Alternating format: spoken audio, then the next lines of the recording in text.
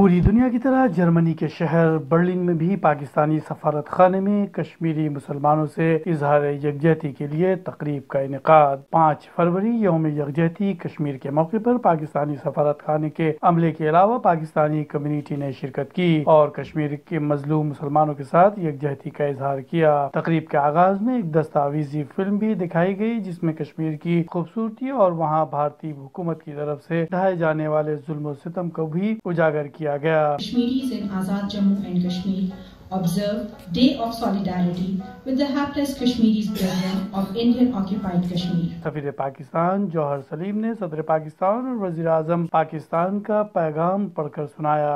پوری دنیا کو یہ باول ڈرانے کا کہ دیکھیے 6 مہینے ہو گئے ابھی تک مقبوضہ کشمیر میں ایک لاک ڈاؤن کی صورتحال ہے، کمیونیکیشن بلاکیڈ ہے، ایک بڑے جیل کی طرح یہ حالت ہے جہاں ہم سب رہ رہے ہیں۔ Yes, the Kashmir conflict is it's a very sad conflict in the world. For me, it's interesting that you can never see something in the German news. So the people do not know what's going on in South Asia. So the speech of the ambassador was very important. ہاں اپنے مظلوم اور نہتے کشمیری بہن بھائیوں کے ساتھ اظہار یکجہتی کے لیے اکٹھے ہوئے ہیں۔ ہم کل بھی اپنے مظلوم بہن بھائیوں کے کشمیری بہن بھائیوں کے ساتھ تھے، ہم آج بھی ان کے ساتھ اور انشاءاللہ العزیز رہتی دنیا تک ہم ان کے ساتھ رہیں گے۔ کشمیری بہن بھائی جو ہیں وہ اپنے آپ کو اکیلا نہ سمجھیں، کیونکہ ہم سارے مسلمان خاص طور پہ پاکستانی ہم ان کے ساتھ ہیں، اپنی بہنوں کے ساتھ، اپنے بھائیوں کے ساتھ۔